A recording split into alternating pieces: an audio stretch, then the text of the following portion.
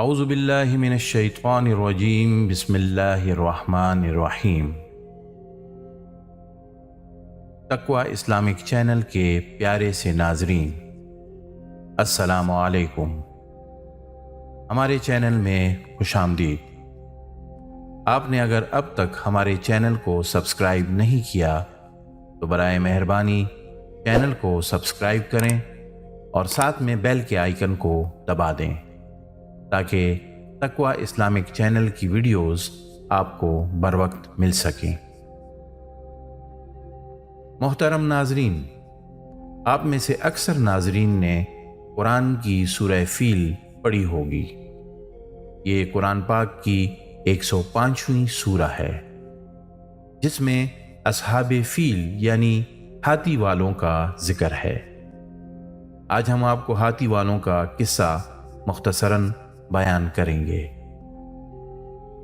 اللہ تعالیٰ کی عبادت کے لیے جو سب سے پہلا گھر بنایا گیا وہ خانہ کعبہ تھا، جو مکہ میں ہے۔ حضرت آدم علیہ السلام کے زمانے سے یہ گھر عبادت اور عزت و احترام کا مرکز رہا ہے۔ خانہ کعبہ اللہ کی بڑی نشانیوں میں سے ایک ہے۔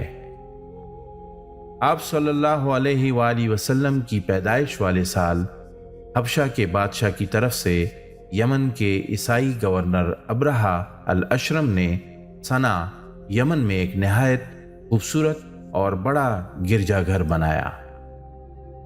اس نے کوشش کی کہ لوگ خانہ کعبہ کے بجائے اس کے گرجا گھر میں عبادت کے لیے آیا کریں۔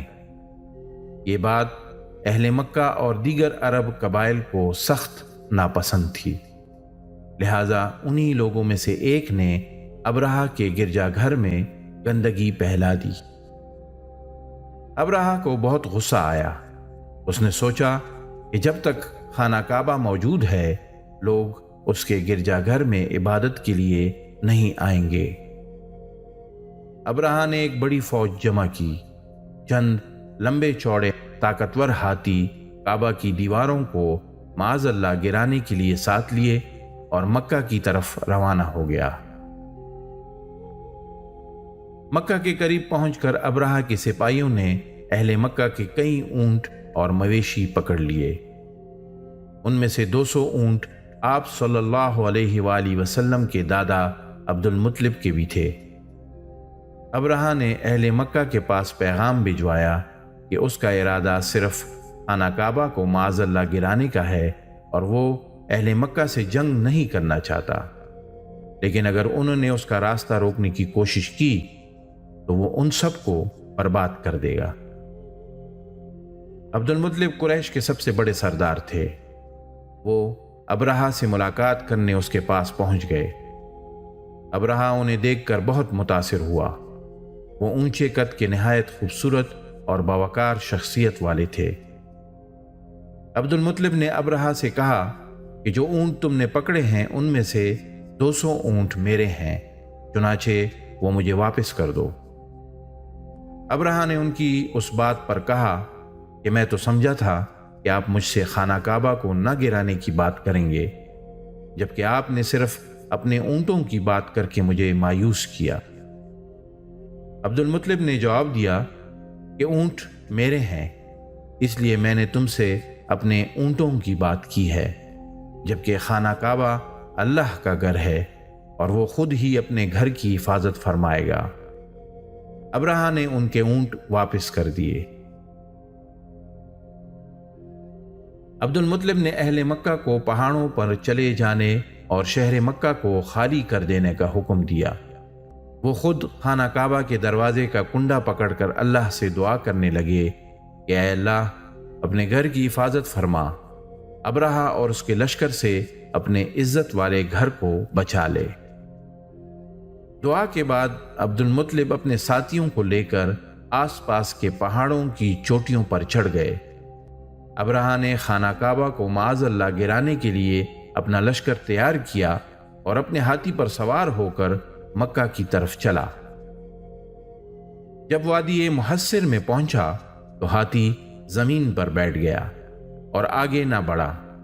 ہاتھی کو اٹھانے کی بہت کوششیں کی گئیں مگر وہ آگے نہ بڑھتا۔ مگر جب مکہ کے علاوہ کسی اور سمت میں اس کا رخ موڑا جاتا تو تیزی سے بھاگنا شروع کر دیتا۔ دیکھتے ہی دیکھتے سمندر کی جانب سے پرندوں کا جھنڈ برآمد ہوا اور سارے لشکر پر چھا گیا۔ یہ چھوٹے چھوٹے پرندے ابابیل تھے، جنہوں نے اپنی چونچوں اور پنجوں میں کنکریاں اٹھا رکھی تھیں۔ ان پرندوں نے یہ کنکریاں ابرہہ کے لشکر پر پھینکنا شروع کر دی۔ جس کسی کو بھی کنکری لگتی وہ پگھل جاتا، اس کا گوشت جھڑ جاتا اور بالآخر مر جاتا۔ پورے لشکر میں بھگدڑ مچ گئی اور تمام لوگ ہلاک ہو گئے۔ خود ابرہہ کا بھی یہی انجام ہوا۔ ان لوگوں کے جسم کے اجزاء اس طرح بکھر گئے جیسے کھایا ہوا بھوسا ہو۔ اہل مکہ نے یہ سارا منظر اپنی آنکھوں سے دیکھا۔ اللہ تعالیٰ نے اس وقت بھی اپنے گھر کی حفاظت فرمائی اور آج بھی وہی اپنے گھر کی خود حفاظت فرمانے والا ہے۔ پیارے ناظرین، سورہ فیل اور اس میں موجود واقعے سے ہمیں یہ سبق ملتا ہے کہ نمبر 1، خانہ کعبہ ہمیشہ سے عبادت کا مرکز رہا ہے۔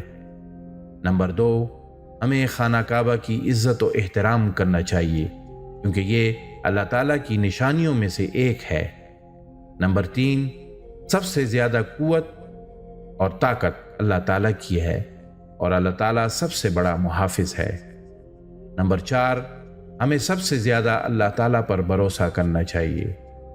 نمبر 5، ہمیں دشمن کی قوت و طاقت سے مرعوب نہیں ہونا چاہیے، چاہے وہ کتنا بھی طاقتور کیوں نہ ہو۔ نمبر 6، اللہ تعالیٰ اپنے گھر اور دین کی خود حفاظت کرنے والا ہے۔ نمبر 7، اللہ تعالیٰ اپنے دین کے دشمنوں کو کبھی کامیاب نہیں ہونے دیتا۔ نمبر 8، اللہ تعالیٰ کے دین کے خلاف سازشیں کرنے والوں کو اللہ تعالیٰ کے عذاب سے ڈرنا چاہیے۔ نمبر 9، برے لوگ اللہ کے عذاب سے نہیں بچ سکتے۔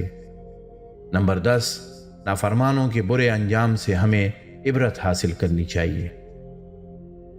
محترم ناظرین، آپ سب سے التماس ہے کہ قرآن کو سمجھ کر پڑھیے اور باقاعدگی سے پڑھیے۔ یہی ہم سب کی آخرت سنوارنے کا ذریعہ ہے۔ اللہ ہم سب کو اللہ اور اس کے رسول حضرت محمد صلی اللہ علیہ وآلہ وسلم کی تعلیمات پر عمل کرنے کی توفیق عطا فرمائے۔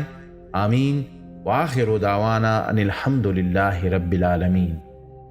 اللہ آپ سب کا حامی و ناصر ہو۔